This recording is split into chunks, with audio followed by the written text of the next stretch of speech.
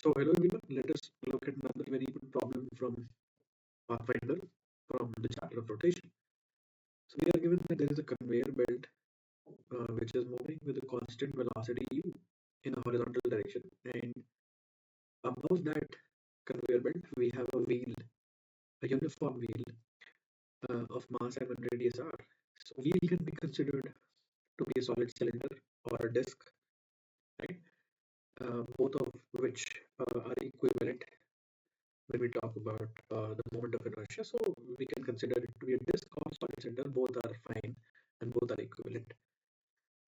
Now, this wheel can rotate about its central axis. It is free to rotate. मतलब axis पे कोई friction नहीं है. Whenever we are given this fact that it is free to rotate, that means that the axle itself, the axis itself, does not offer any friction. Okay. So radius of gyration of the wheel is k.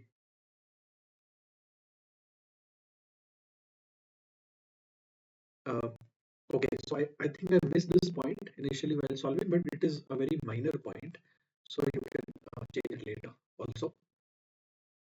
Like you can solve it with the radius of gyration being k, whereas I have solved it by taking it as a solid cylinder.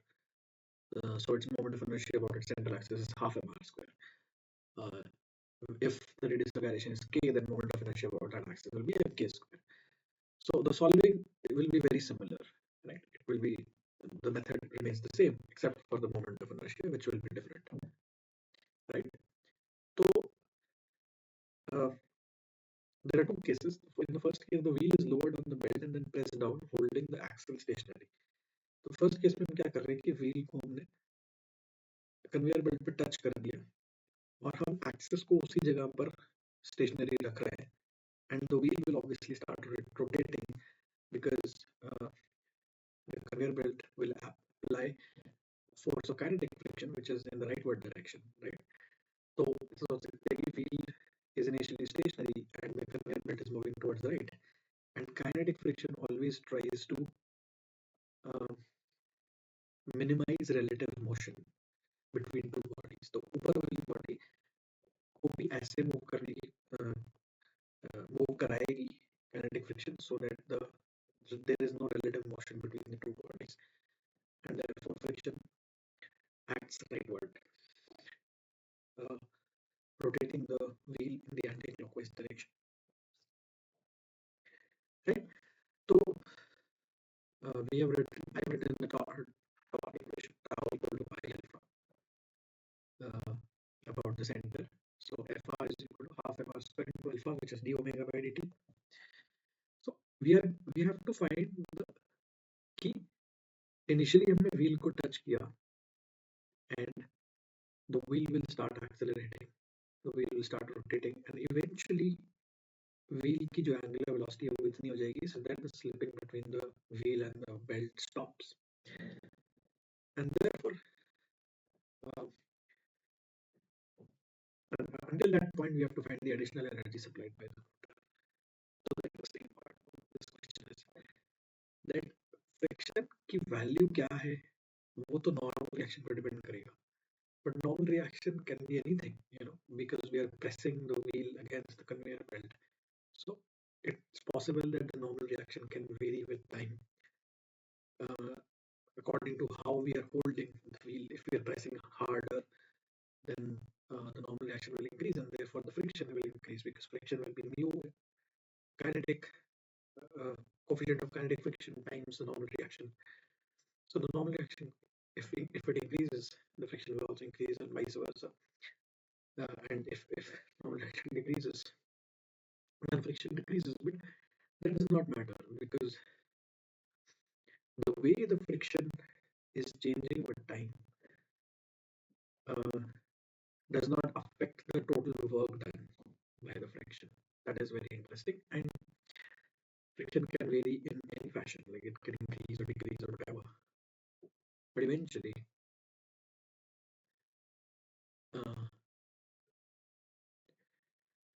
the work done does not matter. It does not depend on how the friction has varied. पहले हमें तो belt का work निकालना है, मतलब friction ने जो belt पे वर्क किया होगा, मोटर ने भी उतना ही equal and opposite work belt के ऊपर किया होगा, क्योंकि बेल्ट की काइनेटिक एनर्जी तो बदल नहीं रही है, बेल्ट की वेलोसिटी कांस्टेंट है, तो total work done on belt is 0।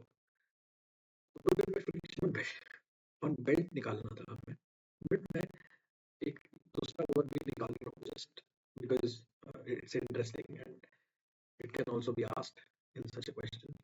Total work on the wheel, wheel पे कितना वर्क हो रहा है by friction until slipping stops, तो wheel पे वर्क हो रहा है, wheel के ऊपर जो फोर्स लग रही है multiplied by the infinitesimal displacement in time dt of the point which is in contact. तो पॉइंट ऑफ एप्लीकेशन का जो डिस्प्लेसमेंट होता है वो मल्टीप्लाई करते हैं फोर्स के साथ, तो हमें वर्क मिलता है। तो इस पॉइंट का डिस्प्लेसमेंट कितना हो रहा है, time dt r omega dt multiplied by f, which is the force, gives us this,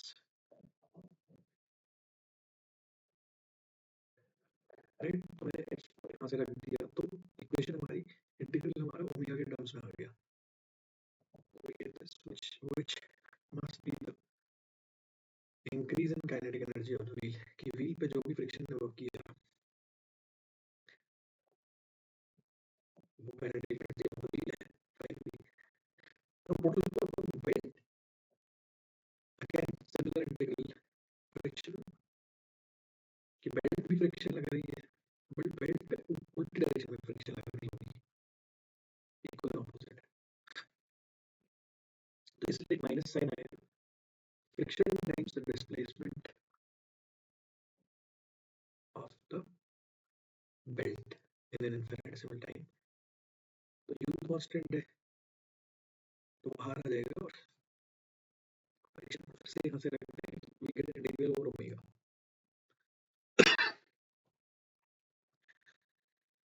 therefore we get this,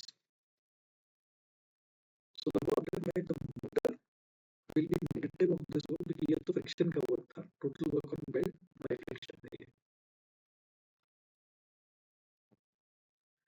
तो total work on belt, total net work on belt is 0, so motor will do an equal and opposite work, जिसमें belt नहीं करा, belt ने negative work किया, sorry friction ने negative work किया,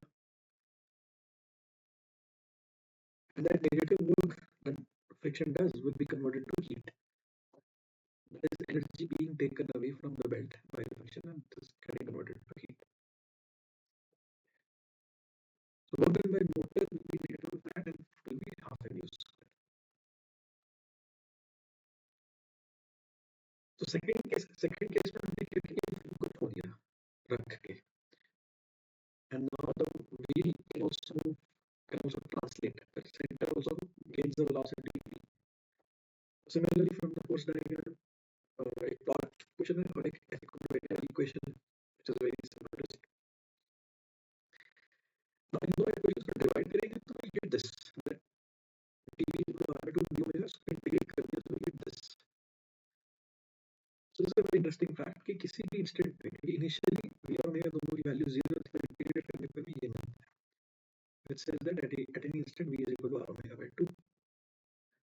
So similarly as the previous one, similarly method, you work on wheel कितना होगा, force of friction, this is by work by friction, so work force of friction into infinitesimal displacement of the bottommost point of the wheel. For suppose r omega को 2 से replace कर दिया, 3 का factor आ गया, तो multiply किया सब कुछ, तो we get this, and just like before f को यहाँ से रिप्लेस करने, तो आ जाएगा. It is very interesting to note here that the way friction is varying does not matter with time. Friction कैसे भी वेरी कर सकती है और करस्पॉन्डिंगली वी भी कैसे भी वेरी कर सकती है, फ्रिक्शन कम ज्यादा भी हो सकती है, नॉर्मल रिएक्शन कम ज्यादा भी हो सकता है, इस केस में तो वैसे कांस्टेंट होगा,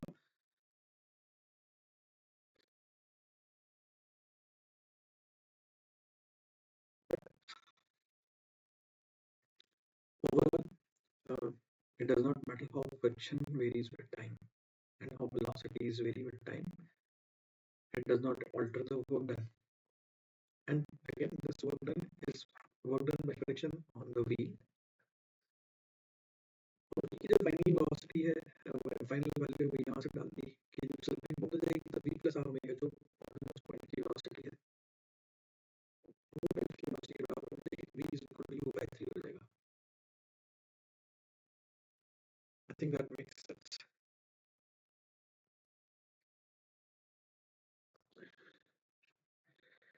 Now this is asked in the question कि बेल्ट में क्या वर्क कर रही है फ्रिक्शन. तो अगेन फ्रिक्शन टाइम्स बेल्ट का डिस्प्लेसमेंट नेगेटिव साइन भी आएगा बाहर क्योंकि यहाँ पे माइनस साइन आएगा.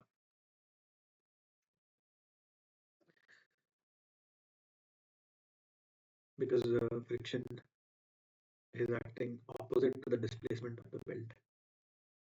So again, friction की value mdv by dt डाल के integral u is constant, it comes out, and final value of v is u by 3. So we get this. And again, work done by the motor is negative of this, so it is 1 by 3 mv square. So it is a very interesting problem in which we saw that